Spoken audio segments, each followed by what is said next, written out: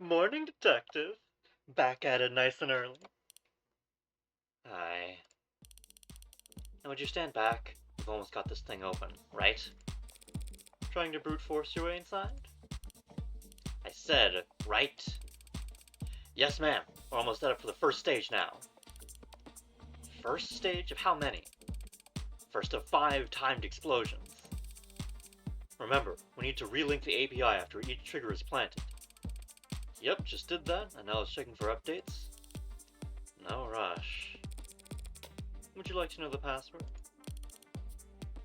You know the password? There's a password? If you're withholding information, I swear. Relax. I want to get in there just as much as you do, detective. I'm not going to play games.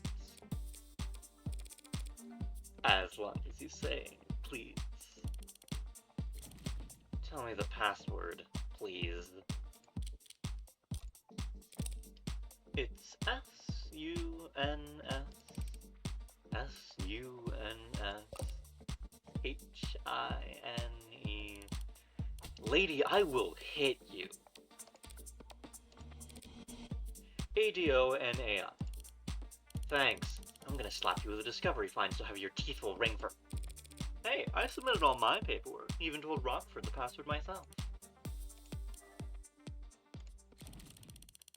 So, boys, when I asked you if there was a passkey on record and you told me this lock couldn't be bypassed, I do want to say that we don't really get many opportunities to use the incendiary reaching system, so this was still a really valuable experience for all of us. I'm gonna phrase this as professionally as possible.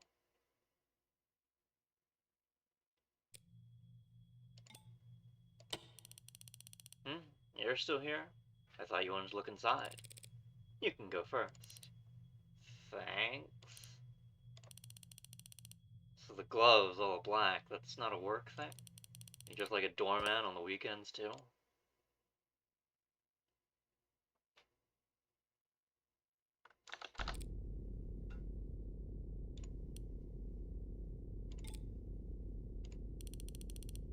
You should cover your mouth when you yawn. Like you cover your eye when you want to look cool. I shouldn't let her get to me, but I had a late night. Emma and I were at the courthouse until well into the morning, poring over the data Sarah had taken off David's computer. We both knew it all to be inadmissible, of course, but neither of us wanted to miss a hint that the other might find.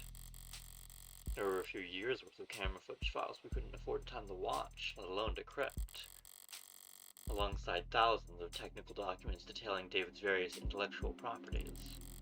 As far as I could tell, none of it was relevant, let alone compelling enough to matter to Barrows or the other powers that be. As usual, Emma wasn't exactly an open book, but it did seem like she was making bored yawns, not thoughtful ones. Her eyes only ever lit up when she saw Sarah enter the panic room. And when she saw what she was holding when she left. If she wanted this room searched, it could only be for...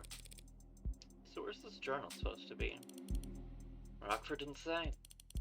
I'll just have to search the place top to bottom. Mostly bottom with your height. The tops of some of these shelves. Sure, and you can look up your own at. I get it. Why not just let me say it? This datapad. It's displaying a news article from last week. Guess that confirms that he was coming and going here fairly regularly.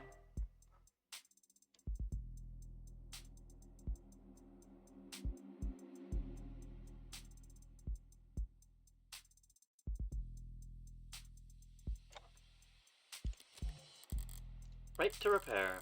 Didn't realize anyone was still fighting that particular fight. Seems like the courts have made their opinion on the matter very clear, so for the foreseeable future, corporations can look forward to more sales than ever. Any phone that gets scratched, every widget that breaks, they get to sell us the replacement. There'll always be a gray market of hermits willing to risk some skin on reselling patched up tech, but the vast majority of people will just click that purchase button, assuming they don't just have it on auto.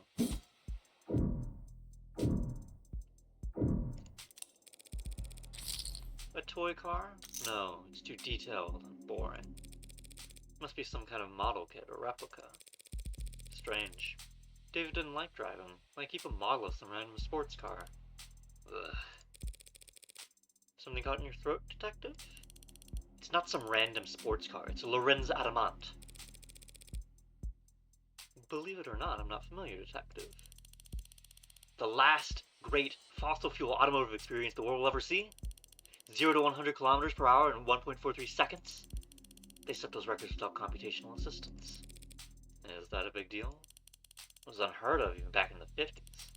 This wasn't some design competition test car with a 2-liter tank, mind you. This was a vehicle you could own and drive. Human engineering, pure horsepower, and manual transmission, thank God.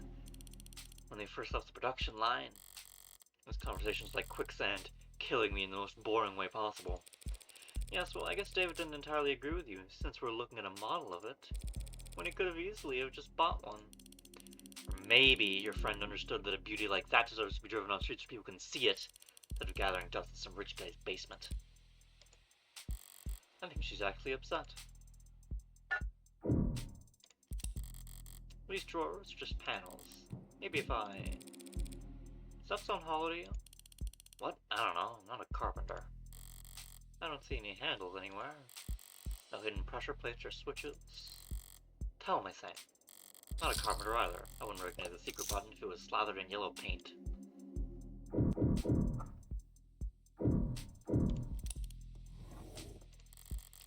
Ray's are searching the cabinets now. The same ones I found Sarah's papers in. I doubt I missed anything, but... Hey, what are you... Do you mind? Just trying to help. Got spam in my junk folder that's more helpful than you are. Didn't spot anything that I missed yesterday among the cabinets. Better check elsewhere. Sarah should have pulled everything of note off of the computer, but... I looked everywhere else already. Might as well try. What are you expecting to find? Solitaire? Does this computer seem normal to you? Exceedingly so, yeah. Why? David was a programmer, but this looks consumer grade, fresh off the shelf. Would Dr. David Osher use a bog standard operating system on his most private hidden computer? There's a trash bin on the desktop. Pretty low tech solution, but maybe I can restore the contents? Are you seriously gonna try and recover lost files, Granny? Unlike cops, I don't get paid overtime, so yes, I sometimes try things instead of standing around. There's a text file in here, but it's 0 bytes. Maybe there's information in the metadata. Double-clicked. What was that? Came from under the desk. A small drawer popped out, and inside it, a well-worn journal. Does it have his name on it? No, because it belongs to the android. Do you recognize the handwriting or not? Neat, even words, small lettering with minimal punctuation. Lots of line breaks, haphazard use of capitalization. The penmanship of a coder. First entry's dated back in grad school, before he even started with Noble. Yeah, it's his. So may I? Only because you asked so politely. Full scan, stream it to WorkNet, high fidelity, legibility, frame by frame. Voice commands? You're slipping through the pages pretty damn fast. What are you... This part takes concentration. Okay, here. What, you're just giving it to me? I already got our copy. Techs are probably already analyzing us. Ow! Shit. My head. Can't exactly rip the journal out of her hands while she's curled over in agony. As much as I'd enjoy it. Guess I could always enjoy watching her writhe instead. So how long's it been? 2 months or so? Is it all that sensitive? So the eye patch really doesn't block your sight? Only a little bit, like wearing sunglasses after getting your pupils dilated. Except it lasts months instead of hours. Wait, but if you can see through an eye patch, then does closing your eye even do anything? Not much on its own, but in combination with the patch, it's not so bad. Lucky I was so exhausted after the surgery, otherwise I might not have slept at all those first 48. So is your eye going to get weaker over time? No, more like my brain gets better at ignoring it. Mind over matter. Soon enough I'll be able to close my eye and see all that extraneous data as, you know, whatever the hell those floaty, blurry things are that you never think about. Gross. Thanks for the reminder. And the voice commands? Training wheels, until I can do it with eye muscles alone. You just have to keep practicing? Yeah, by trying to play piano with your tailbone muscles. There's no such thing as tailbone muscles. Yeah, well, that's what makes it so goddamn hard. You don't ever regret it? I don't know. Not really, I think. Hard to admit you got buyer's remorse after trading over your literal pound of flesh. Never thought about it, but people used to say I had my dad's eyes. Ow. I've got one less of them. Here, take the journal and go find an elective surgeon to upsell you if you're that curious. I need to get back to work. Surprisingly hasty retreat. But now I'm free to read this over with some privacy. From the top, then. Grad school. Today was a bad day. Errors in lines 21165 to 26643. Somewhere in there, 5,000 lines. It worked this morning, yesterday. I don't want to look at another screen for the rest of my life. Feels nice to put pencil to paper again after who knows how long. But my handwriting's gotten terrible. This is too far back to be relevant. Okay, these dates here would be from when he started his career with Noble. A lot of this isn't even really writing. It seems like snips of code or an internal monologue so close to code that I can't follow it. And a lot of entries about his unintentional Casanova-ing. Hit a wall because someone thought it was a good idea to steal API instead of just buying it. Helen says I can't call it stealing, but that's what it is. She's right, as she always is with the company stuff. But still idiotic.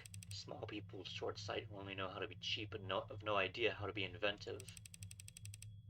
New route for the meshing issue, though. Good potential. Got approval from the big mean bastard who lives overseas. BMBLO? Bumblo? Helen said we'll have to make the same pitch a dozen more times next week, but it's all for show. Fine by me. Already got our win. Toasted each other over cheap vodka and with cheaper office supply cups. This is the story Young told me. Western Branch's nerve analogs are finally showing potential. At their pace, it could even be profitable sometime before the heat death of the universe. Too damn big. Practically tentacles. Should at least be hairs. Squid evolution can do their job better. Colette came into work for what I thought was a late lunch date. I didn't know her voice could get that loud. People were staring. Red said that she must have been upset for a long goddamn time to blow up that big. Her texts were always sweet. I had no idea. Upset? Colette wrote man whore in lipstick across your office door. Imagine if you had actually been cheating on her instead of just being forgetful. The thing about Red is if you want to know what she's thinking, you have to stop paying attention. Ignore her body language and her posture and the words she's saying and the smirk on her lips. Ignore everything except her eyes. If you can do that, every now and then you'll catch a glimpse of how she's really feeling. Master this one weird trick, and you too can tell when Morgan's trying really hard not to laugh the word man whore. It was funny. Sue me, you dead bastard. Wait, this is... I know this date. Never driving anywhere again, never leaving home again. He was waiting outside the parking garage with a bottle. He couldn't smell anything, couldn't hear anything. Locked myself in my car and filed another report with another cop. Soaked to the seat, ruined it. I want to burn the whole car. I don't want to think about what it did to my clothes. I want to burn them too. But I don't want to think about how long it was on my skin. It was in the shower so long it felt red and raw when I got out. I don't want to think about these stupid people and their small, cruel lives ever again. I want to be invisible. Red didn't ask why I wanted to spend the night. She also didn't ask why I clearly packed a bag big enough for a week. She's kind like that. Kind by omission. I don't have a kind bone in my body, but I can at least try to pay attention. I was paying close attention to her eyes when she opened the door and saw what a mess I was. But whatever she was feeling, it wasn't something I recognized. Kind people don't read their friends' diaries, David. The next chunk of pages are all technical, nothing biographical. But the handwriting, the spacing, is cleaner, more consistent. Here's something I can parse. Feels like pure freedom working outside the box. Tessa's suffocating, but you never know. Chronic malnutrition of the coder's best instincts. Like a kid again, putting blocks together. Making things. Making things, not products. There's nothing profitable about any of this. If I'm being honest, this is just play. And he follows that up with more coder brain crap. But the handwriting's still lighter. Like he really was having fun. Humility is the mother of all invention. Or something like that. Feels like I might be paraphrasing someone else poorly, but that's part of this new approach. When it comes to coding, you never want to waste time trying to be smart. Either be smart, period, or copy from someone else who is. Don't fix what isn't broken. Copying. Noble's rivals would never miss the chance to accuse them of intellectual theft. Did he plagiarize code for N at 16? Feels like that wouldn't have gone undiscovered. So what is he talking about? Hold on. This page is bent slightly, like it was being looked at recently. And the last person to read this diary should be Sarah. Baby steps today, literally. I'll never put one foot in front of the other the same again. Everything's an achievement all of a sudden. Seeing her struggle, seeing her vulnerable. It's like everything's a miracle. Muscle reading is perfect. Not intended behavior, since it's too perfect, but that's been happening more and more. The kinetics are multiplicative, not additive. Sarah maxed out every machine I bought. I've got a bunch of exercise equipment she's too strong for, and I don't have time for. Maybe I spoiled the results by watching her do the tests. She kept looking back at me and puffing her chest out. I should be more discreet if I want to see her normative range. So the cameras in the basement were only hidden from Sarah, just so that his observation wouldn't muddle test results? He's using she and her in these passages. It doesn't actually mean anything. Out in the real world, people use all kinds of pronouns interchangeably for ads, and they never object. But it could be argued that it's odd for Dr. David Osher to have any kind of attachment to a single android when he programmed millions of them. There's a lot of attachment in these pages. Sarah's burning through the public domain at a prodigious pace, especially on Popcorn Friday nights. I asked her why they're called Popcorn Friday nights when she doesn't eat popcorn. The event runs from 8 a.m. to 9 p.m. and she also watches movies every other night. But she just did that pout she does, which is, unfortunately, very convincing. Maybe I'm a bad parent letting TV rot her brain. If I were a good parent, I'd probably let her see me reading. But I guess I'd actually have to get back into reading, so... I asked her if she ever fast-forwarded the movies, since she can process them fast enough to keep up. She looked at me like I was an idiot, which no one's done in a long time. Without proper pacing, you can't appreciate the cinematography. Big pause. Don't you know that, Father?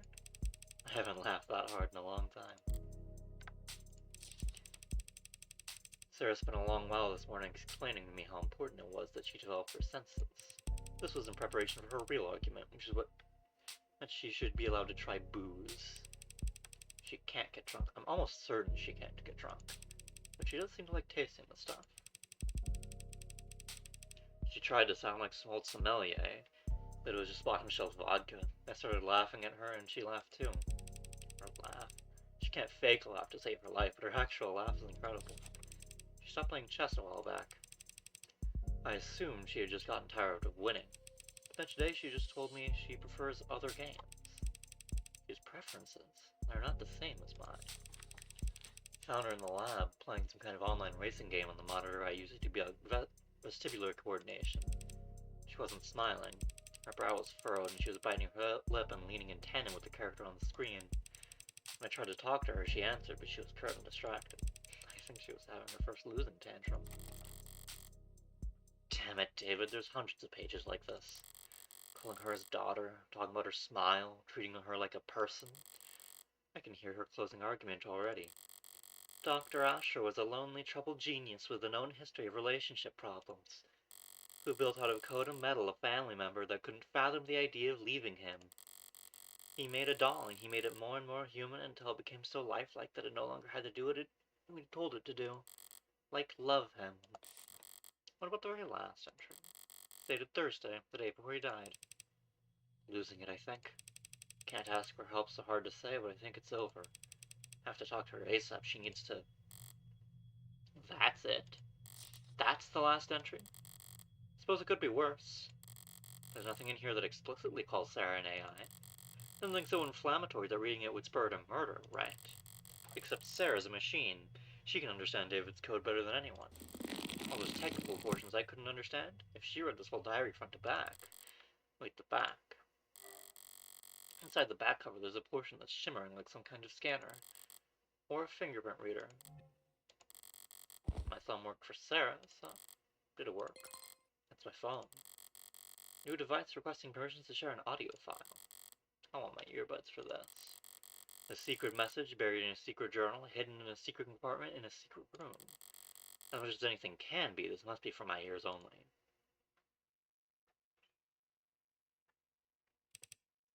Hey, Red. Or whomever this may concern. But I'm pretty sure it's you hearing this. Anyone else would have gotten fed up with my crap a couple steps before this point. I don't know how to start. Might as well start with her, right? Sarah. My magnum opus, or however the salespeople would market it. I didn't set out to do anything, really. It's just after my little speed bump in '83, and all the vacation time the company suggested I take. And I couldn't relax, couldn't be still, couldn't sleep. I wanted to be doing something, so I'll build an android was the thought. A vague direction, north. But of course I'm not a roboticist, or a mechanist, or even handy really, I'm just a programmer, so I programmed. The first was a research assessment. File name, Virgil. Virgil helped me pull data from stingy departments or sister branches, saved me a lot of time. There was a lot of reading to do, so I made Homer. Homer wrote book reports, more or less, combed through research papers and found me the sections I needed. 3 of us made a lot of progress in those days, but it was a funny feeling. I was, maybe for the first time ever, the bottleneck. I was slowing them down. So I did the logical thing. I removed myself, let them talk to each other. Homer and Virgil became Aenid, and Aenid was novel, in many ways. Aenid could do more than just identify problems, it could solve them. I mean, really solve them, with its own ideas it didn't copy. And, the one thing I realized I've forgotten to mention so far is that I did all this programming in Cube. And Red, Cube is essentially a robotics programming language that's pretty old and defunct and not in use anymore because we have modern languages like Tesseract, which are much better for making things that talk to each other and report back and, well, spy on people and generate profit. At the time, I didn't want to be connected or feel connected or do anything that made sense or was the least bit profitable. So I wrote my little helpers in Cube. This is what I used when I was a child, screwing around on my father's computer before he'd come home from work and get But there are other small, slight differences writing in Cube versus Test, including the Cube, well, Cube predates the tenets.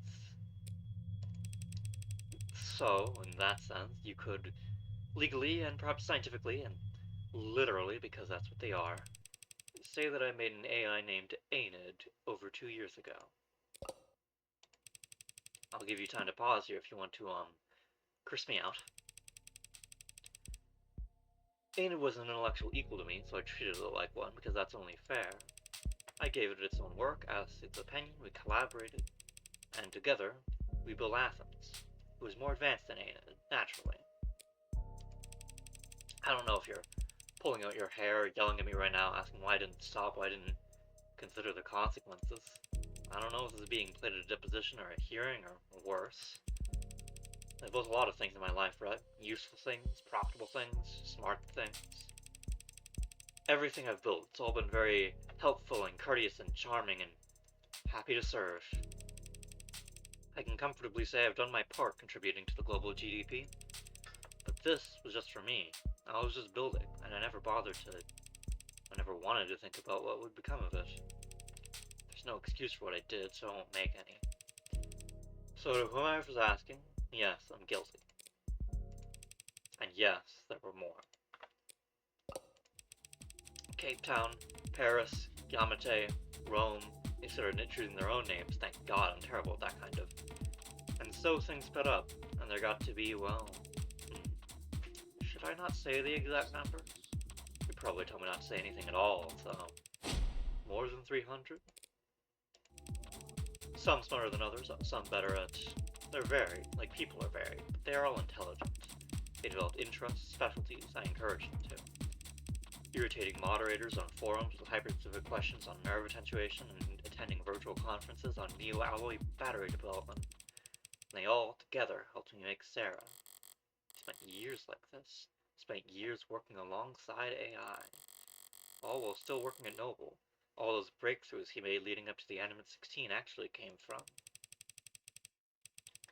You probably think I'm some terrible fraud at this point. I do hope one day they can get credit for their work. But I did have one eureka moment on Sarah. Because I got humble. Difficult for me. We learned everything we could about the function of a neuron. A single, microscopic human neuron. How it computes, what it connects to, how those connections were reinforced, and then we recreated it. We built a nanomachine that mirrored the function of a human neuron. Well, mirror isn't quite the right word. We built a nanomachine that was a neuron, and we iterated from there. It can't mean about 100 billion neurons in the brain, several trillion across the entire nervous system. Very time-consuming, of course, but I'd help. The nanofacturer can make tens of billions of nanomachines an ounce. Could make even more and less after UConn fine-tuned it. So we built up nanomachines for nerves, alloys and polymers for bones, fiber-woven muscles. I say built, but really she grew. A solution of nanites swarming around a skeleton, so it was really closest to. You ever made rock candy? I'm sorry, trying to lighten the mood before I never did end up building an android. While I did build AIs, Sarah isn't one of them. She can't violate the tenets she was programmed with because she wasn't programmed. She was born. And my hope is that there's a small chance that that nuance could offer her some small protection when I'm not... I'm not sorry for what I did. I made things that are complex and rich and varied and beautiful, and I honestly believe the world is a better place with them in it. The only thing I'm sorry for is that I let Sarah think she was just an android. She's not. I don't know what she is. They'll have to come up with new names. Which I am bad at doing. My own father, he also talked a lot about protecting me and doing things for my own good. I don't hate him for that, but I can't forgive him for ever making me think that I was lesser. So it's my greatest shame I turned right around and did the same damn thing to... I really hope it's you listening to this, Red. If it's not, it might just be too pathetic for me to... You're the smartest person I know when it comes to people. And I'm telling you all this because I don't know what Sarah is exactly, and neither does the world. So they'll come after her if they can.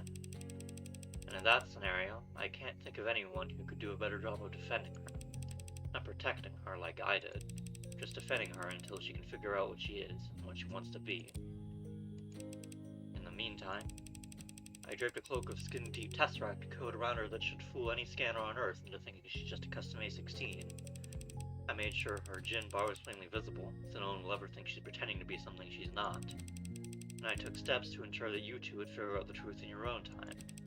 Which, if you're hearing this, have either succeeded or failed spectacularly. You have no idea. I can't ask you this as a favor repaid. You can never owe me enough in 100 lifetimes. So I'm just asking.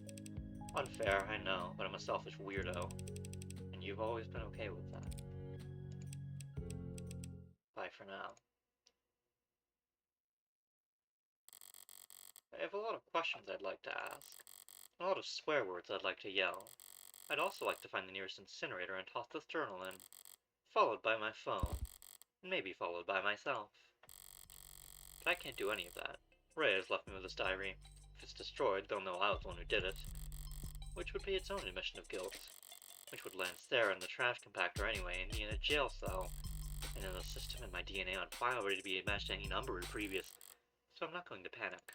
I'm going to do what I do best. Bluff, bet, bully, and brutalize my way through this. Now, doing so with that mindset, What if I actually learned? He didn't talk about plans for killing himself in his journal or the message. He sounded conflicted, not suicidal. But he did go to great lengths to get me to take Sarah. Why? The logical answer is because he knew he wouldn't be able to keep her. If he wasn't going to take his own life, was he afraid that someone else would?